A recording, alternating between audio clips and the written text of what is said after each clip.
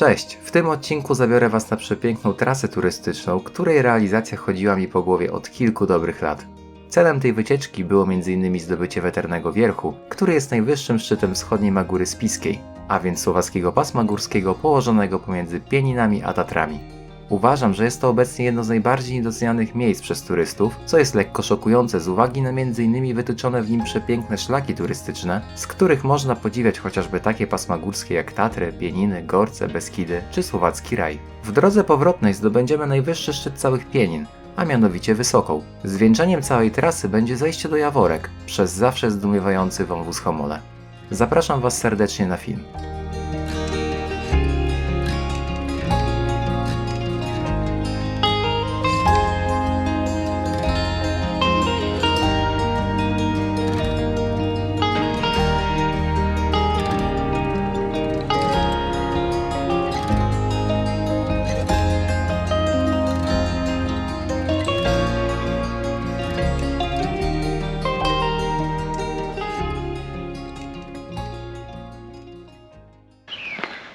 Hej, hej! Witam Was w kolejnym dniu moich przygód górskich w Pieninach. Przed chwilą zostawiłem auto w Szlachtowej. Na razie tylko muszę przejść tą ruchliwą drogę pomiędzy Szczawnicą a Jaworkami. No i wrócimy do naszej rozmowy. Plan na dzisiaj mam ambitny, ponieważ chcę zdobyć Wietrzny Wierch. Jest to szczyt znajdujący się już na Słowacji, w paśmie górskim jakim jest Magóra Spiska. Lecz zanim do niego dojdę, to jeszcze mam kawał drogi, ponieważ na początku, właśnie ze Szlachtowej, muszę wdrapać się na główną grań Małych Pienin, gdzieś w okolicy Wysokiego Wierchu, następnie przejść tą grań i zejść do Wielkiego Lipnika, czyli do miejscowości położonej na Słowacji. I dopiero stamtąd rozpocznie się moje bezpośrednie podejście właśnie na Wietrzny Wierch. Zatem wyciągam kijeczki i widzimy się na górze.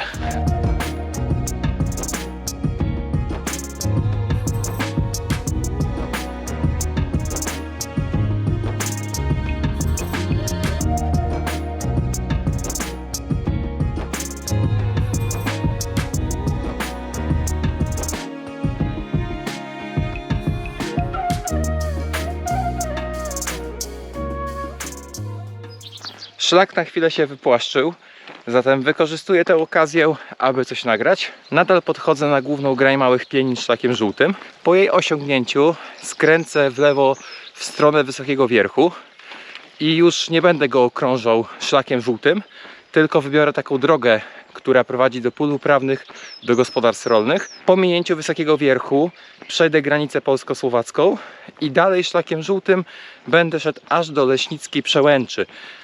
To jest zawsze dobre miejsce, ponieważ szlak żółty zamienił się w taką ścieżkę polną, która dalej prowadzi w tamtą stronę, na tamte drzewa.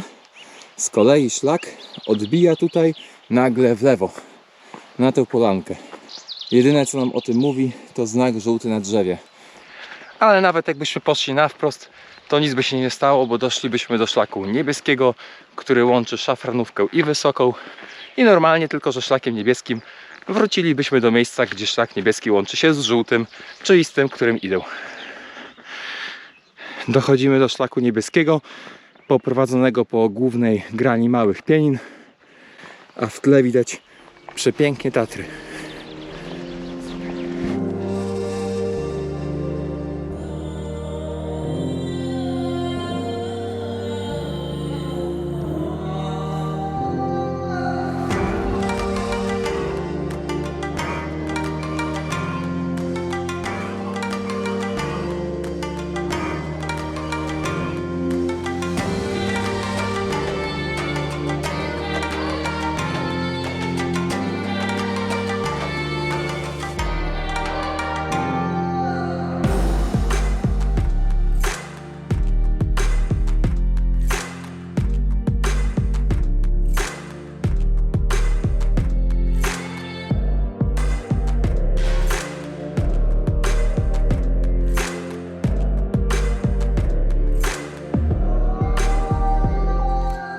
Mam nadzieję, że jeszcze są tacy, którzy oglądają moje filmy od początku powstania kanału.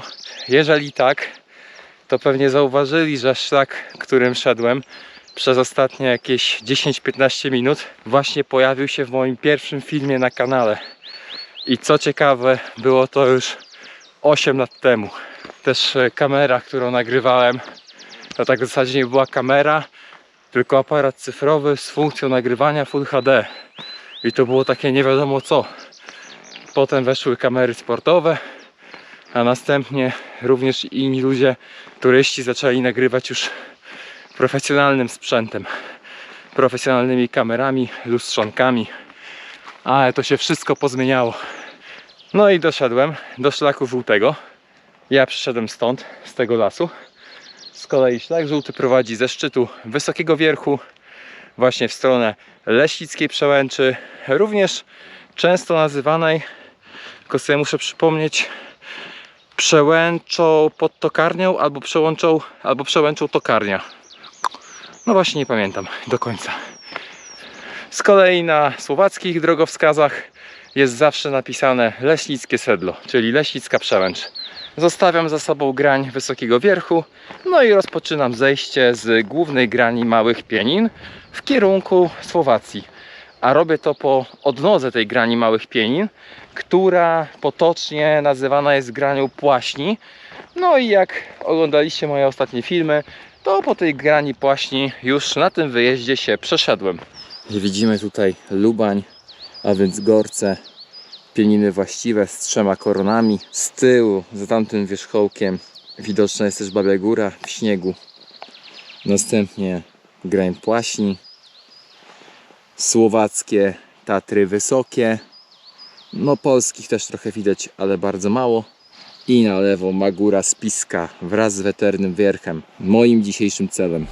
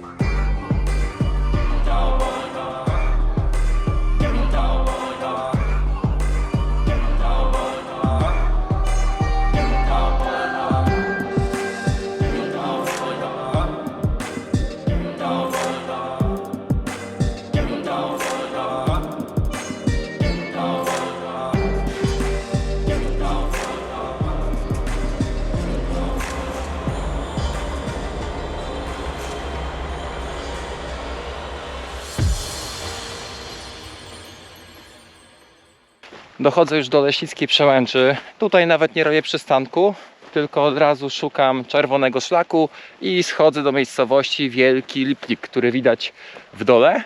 No a po mojej lewej są przepiękne widoki na Tatry. Dzisiaj widać je po prostu jak na dłoni. No i ogólnie całe buty mam mokre. Waliłem się w błoto na tym szlaku czerwonym z Leśnickiej Przełęczy do Wielkiego Lipnika, no ale nie było szans. Zobaczcie sami, wszędzie było to. Tutaj przynajmniej są gałęzie powrzucane do tych kałuż, no a wcześniej nie można było tego minąć kompletnie.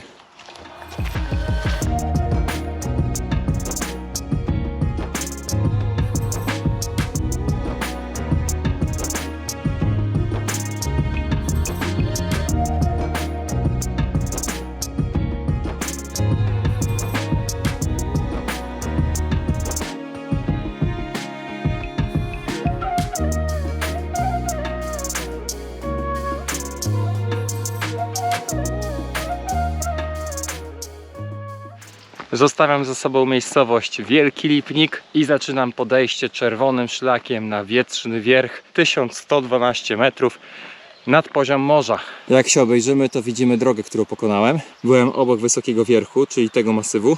Następnie zszedłem poniżej tego grzbietu. Doszedłem na tamtą przełęcz, czyli przełęcz pod Tokarnią, i zszedłem o tym laskiem do Wielkiego Lipnika.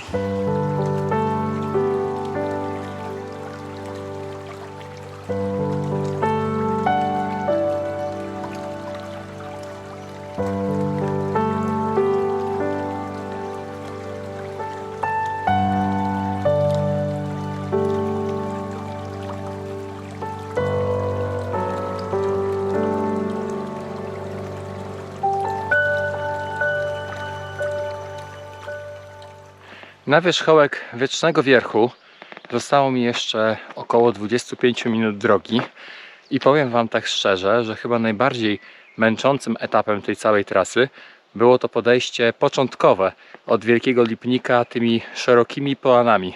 Jeżeli chodzi o szlak czerwony, to jest on bardzo dobrze oznaczony. Co chwila mijamy na drzewach strzałki, zatem moim zdaniem nie ma szans się tutaj zgubić. No i jestem w miejscu, gdzie mój szlak czerwony, którym szedłem z Wielkiego Lipnika, a potem oczywiście wraz z nami jeszcze szedł szlak zielony, schodzą się ze szlakiem żółtym. To miejsce nazywa się rozejście pod Wieternym Wierchem. Do szczytu brakuje mi jeszcze 30 metrów przewyższenia w górę. Zatem nie zatrzymuję się tutaj, tylko biorę moje kijki i lecę. No końcówka jest dosyć stroma. Już czuję, jak podniosło mi się tętno. No dobra, jeszcze z 5 minutek i siadam na kamieniach. No i jestem na Wieternym Wierchu.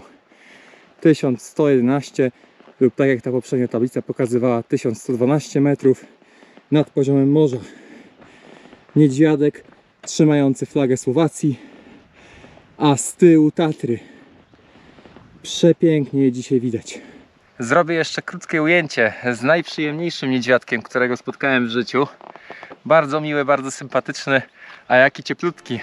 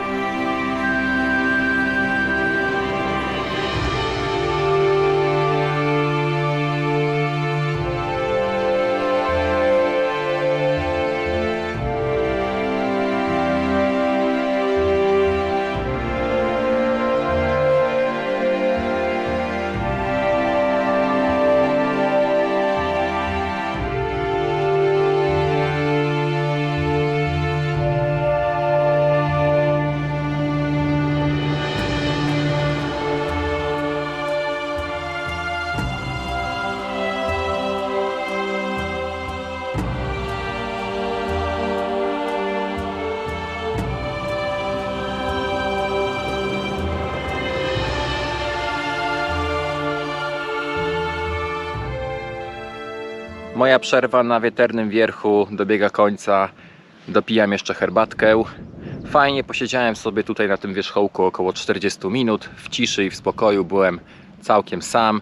W ogóle dzisiaj od startów szlachtowej minąłem tylko 2 turystów. To była mama z synem i mijałem ich nieopodal Wysokiego Wierchu. A tak szedłem całkowicie sam. W tym miejscu rozpoczyna się zejście z Wietrznego Wierchu i pokażę Wam dalszą część mojej trasy, którą muszę przebyć. A więc na początku muszę zejść w dół do tej przełęczy, gdzie dochodził do mojego szlaku czerwonego szlak żółty. Potem wdrapię się na ten wierzchołek i następnie jego granią zejdę aż tam do tej przełęczy, koło tych zielonych polan. Tam jest droga łącząca m.in. Wielki Lipnik ze Starą Lubowlą, a także i Leśnice i Czerwony Klasztor. A jeszcze później będę musiał podejść tymi zielonymi polanami na przełęcz gdzieś tam nieopodal Wysokiej. Wysoka jest tutaj. Jakieś 20 minut temu rozpocząłem zejście z Wieternego Wierchu.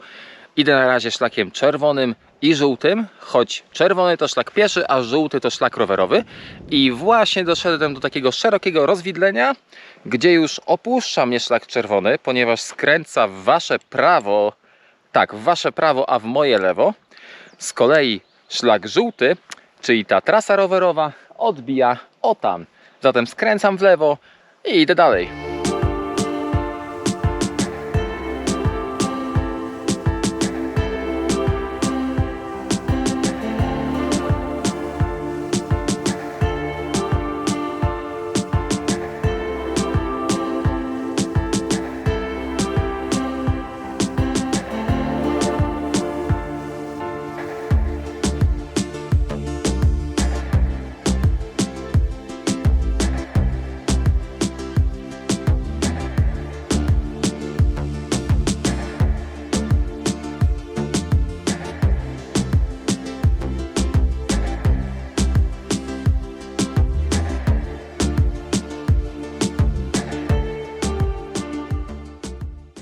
ponieważ nasza ścieżka prowadzi na wprost, znaczy jest tak wydeptana, aczkolwiek my musimy skręcić w prawo.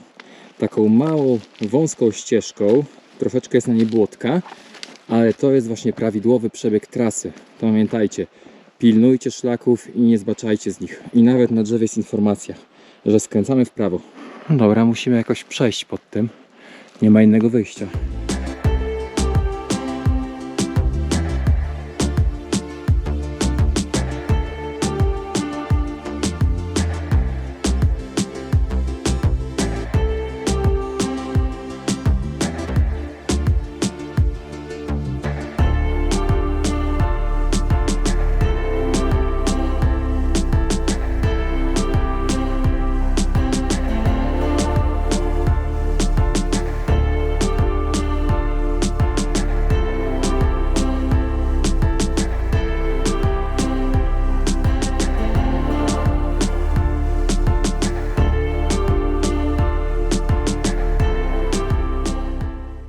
Jest i rozejście. Przyszedłem z Weternego Wierchu, czyli z takiego wietrznego wzgórza, które położone jest w Magórze Spiskiej.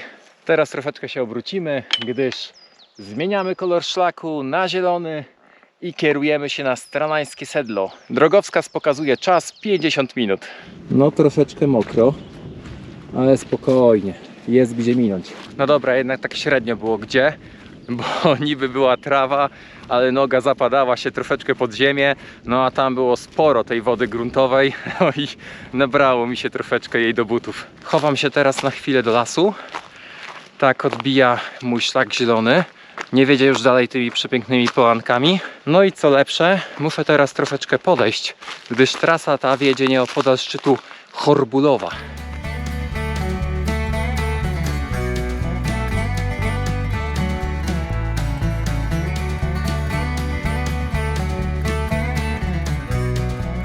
Właśnie trawersuję Chorbulową.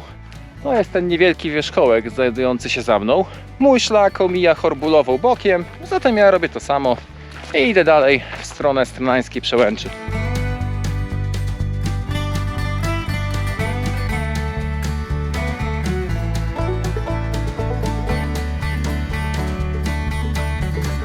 Jak się lekko obkręcę z kamerą, to możecie dostrzec właśnie miejscowość Stranany, która jest bardzo blisko Stranańskiej Przełęczy, a także główną grań Małych Pienin wraz z najwyższym wierzchołkiem Wysoką. Wiem, że już to powtarzam po raz któryś, no ale jak mam cały czas ten sam widok z tymi samymi szczytami, no to o czymś muszę powiedzieć.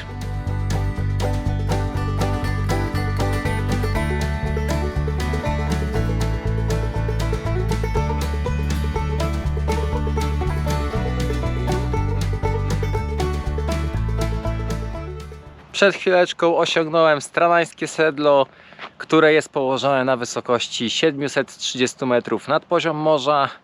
No i powiem wam tak szczerze, że przejście przez tą drogę nie jest takie proste.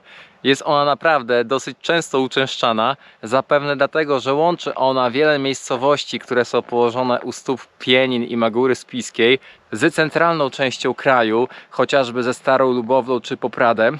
Na drogowskazie jest napisane, że na przełęczy pod wysokimi skałkami powinienem być za 50 minut. Przypomnę, że nadal idziemy szlakiem zielonym, którego będę się już trzymał do samego końca, aż do wylotu wąwozu Homole w Jaworkach. Jeżeli chodzi o podejście, no to teraz czeka mnie prawie 230-250 metrów przewyższenia w górę. No i wtedy osiągnę wysokość gdzieś około 950 metrów nad poziom morza. To będzie naprawdę fajne zwieńczenie tego całego dosyć ciężkiego i trudnego dnia.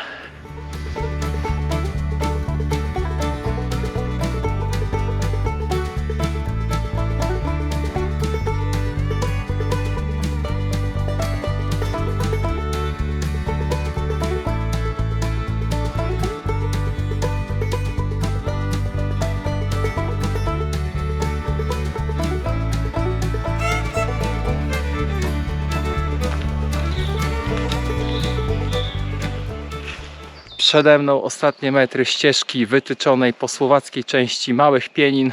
No i jestem. Od tego momentu mój szlak zielony będzie biegł tą samą trasą wraz ze szlakiem niebieskim. A przede mną już widzę wierzchołek Wysokiej. No a tutaj standardowo w okolicy Wysokiej ja nie kojarzę, żeby kiedykolwiek ta woda schła i zawsze tu jest mokro.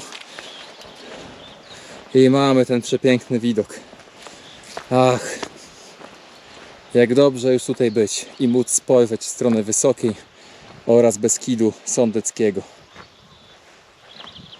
Jak ja uwielbiam ten fragment szlaku wytyczony pomiędzy Wysoką a Smerekową.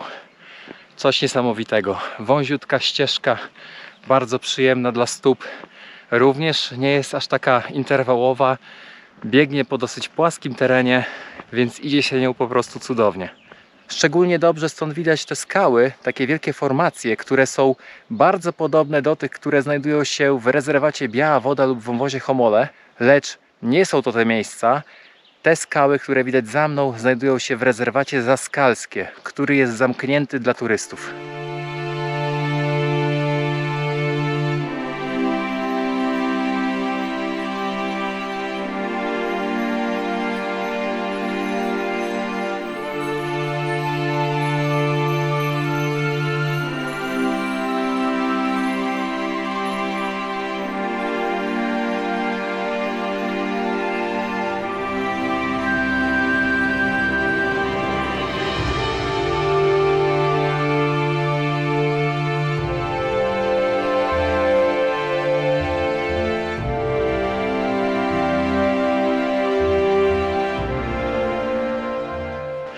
No i będąc tak blisko mojego ulubionego szczytu w Małych Pieninach, nie mogłem przejść obok niego obojętnie i z rozejścia, gdzie mój szlak zielony schodzi w dół już do wąwozu Homole, a niebieski kieruje turystę w górę w stronę Szafranówki, odbiłem na chwilę właśnie na ten drugi kierunek, by jeszcze wejść dzisiaj na najwyższy szczyt całych Pienin, Wysokie Skałki, który ma wysokość 1050 metrów nad poziom morza.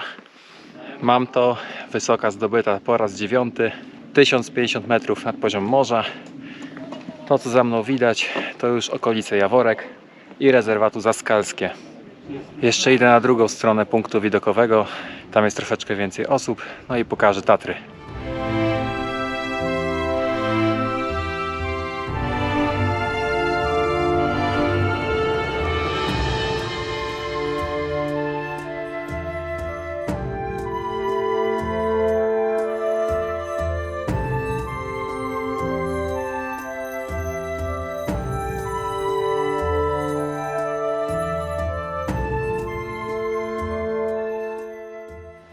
Zostawiam za sobą Wysoką, czy Wysokie Skałki, ponieważ ten szczyt tak naprawdę ma dwie nazwy. Jakoś nie mogłem się tam odnaleźć. Na górze było sporo osób, no a dzisiaj jednak wędrowałem prawie w całkowitej samotności. No i na samej Wysokiej troszeczkę się porozglądałem, porobiłem parę ujęć. Na koniec jeszcze strzeliłem sobie selfiaczka z tabliczką, gdzie była nazwa szczytu i jego wysokość i postanowiłem, że schodzę w dół.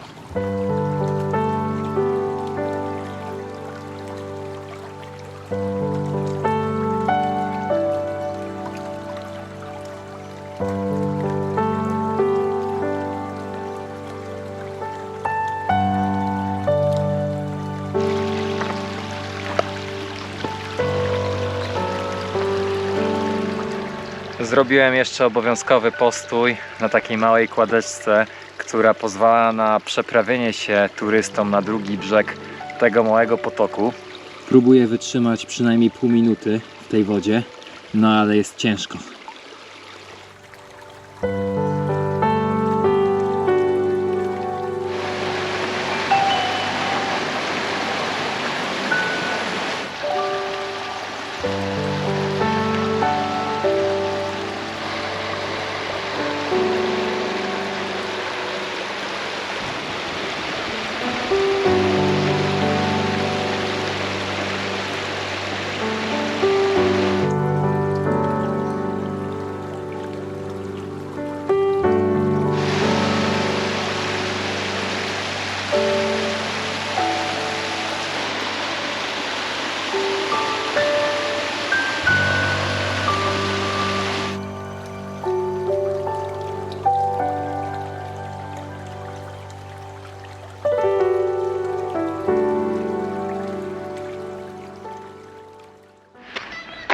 Jestem już przy aucie w Szlachtowej, tuż obok właśnie obecnej kościoła, niegdyś cerkwi. Powiem wam tak szczerze, że ten dzisiejszy dzień był naprawdę mega męczący. Kurde, 2 razy wdrapać się na tą grań Małych Pienin, potem jeszcze ta pętla po Magówce Spiskiej. Naprawdę troszeczkę mnie dzisiaj zmęczyła. No ale było warto. Fajnie było wreszcie wejść na Wietrzny Wierch, ponieważ nigdy wcześniej na nim nie byłem. I też ten niedźwiadek trzymający tą flagę słowacką, w tle pięknie wyglądające Tatry. To po prostu niczego dzisiaj nie brakowało. Materiału mam mnóstwo. Mam nadzieję, że wyjdzie z tego fajny film i że będzie wam się bardzo podobał. Trzymajcie się i do zobaczenia na szlaku. Cześć!